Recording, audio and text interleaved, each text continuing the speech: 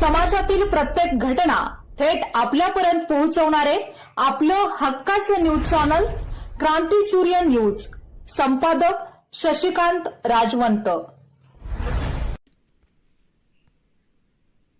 पलूस तालुक्यासह सांगली जिल्ह्यात मंगळवारी झालेला अवकाळी पाऊस, गारपीट व वादळी वाऱ्यामुळे शेतकऱ्यांच्या शेतपिकाचे व मालाचे मोठ्या प्रमाणावर नुकसान झाले असून हातातोंडाशी आलेला घास या नैसर्गिक आपत्तीने हिरावून घेतला आहे. या पार्श्वभूमीवर माजी कृषी व सहकार राज्यमंत्री आमदार डॉ. विश्वजित कदम यांनी सोमवार दिनांक 27 एप्रिल रोजी प्रत्यक्ष बांधावर जाऊन नुकसानग्रस्त शेतीची पाहणी केली. यावेळी आमदार कदम यांनी अंकलखोप येथील शेतकरी राहुल बिरनाळे यांच्या केळीच्या बागेला तसेच नागठाणे येथील प्रमोद पाटील व दिलीप कुलकर्णी यांच्या द्राक्ष बागांना भेट देऊन नुकसानीची सविस्तर पाहणी केली आहे. वादळी वाऱ्यामुळे केळीची झाडे उन्मळून पडलेली तर गारपिटीमुळे द्राक्षांच्या कांडीची मोठ्या प्रमाणावर मोडतोड झालेली पाहून त्यांनी तीव्र चिंता व्यक्त केली. यावेळी उपस्थित महसूल व कृषी विभागाच्या अधिकाऱ्यांना त्यांनी तात्काळ व सरसकट पंचनामे करण्याचे कडक आदेश दिले. शेतकऱ्यांवर आसमानी संकट कोसळले आहे. शासनाने जुने निकष बाजूला ठेवून सध्याच्या बाजारभावानुसार भरपाई द्यावी. मी स्वतः कृषी मंत्री व महसूल मंत्र्यांकडे पाठपुरावा करून बळीराजाला जास्तीत जास्त मदत मिळवून देण्यासाठी प्रयत्न करणार आहे असे आश्वासन त्यांनी दिले. तसेच एकही नुकसानग्रस्त शेतकरी पंचनाम्यापासून वंचित राहणार नाही अशी ग्वाही त्यांनी ग्रामस्थांना दिली आहे. या पाहणी दौऱ्यात तहसीलदार दीप्ती रिठे, कृषी अधिकारी कांबळे, गटविकास अधिकारी राजेश कदम, जिल्हा परिषद सदस्य सुदीप गडदे, पंचायत समिती उपसभापती वैभव उगळे तसेच अंकलखोप व नागठाणे येथील नुकसानग्रस्त शेतकरी आणि ग्रामस्थ मोठ्या संख्येने उपस्थित होते.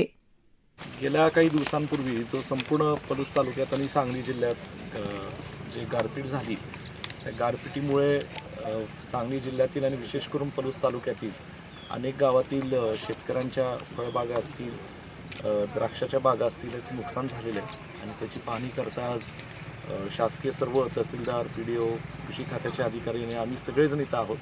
अंकुलकोप गावातलं क्षेत्र पलूस तालुक्यातलं सर्वात जास्त बाधित झालेलं आहे आणि निश्चितच या गारपिटीमुळे शेतकऱ्यांवर आता एक मोठं संकट ह्यातनं कोसळलेलं आहे. परंतु ह्या पलूस कडेगावचा लोकप्रतिनिधी म्हणून आम्ही आणि शासनाच्या माध्यमातून लवकरात लवकर आता पंचनामे तर झालेलेच आहेत. मी तोंडी सूचना अधिकाऱ्यांना दिल्याच होत्या, पंचनामे तातडीने करा.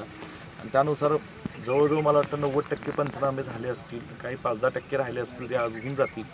परंतु शासनाकडनं तातडीने मदत मिळावी ही मागणी मी शासनाला, कृषी मंत्र्यांना, महसूल मंत्र्यांना करणारच आहे. त्याच्या व्यतिरिक्त जुने निकष न ठेवता सध्याच्या बाजारभावाप्रमाणे जे काही शेतकऱ्यांचं या फळबागा लागवडीकरता जे काही रक्कम जाते त्याचा एक व्यवस्थित हे करून मोजमापन करून त्यातनं मार्ग काढला पाहिजे आणि योग्य दर शेतकऱ्यांना चांगल्या पद्धतीने ह्यातनं आज मदत झाली पाहिजे.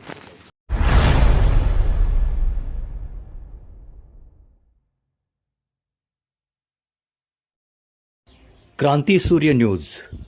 संपादक शशिकांत राजवंत.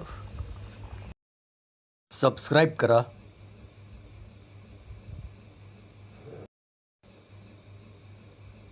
बेल आयकॉनला क्लिक करा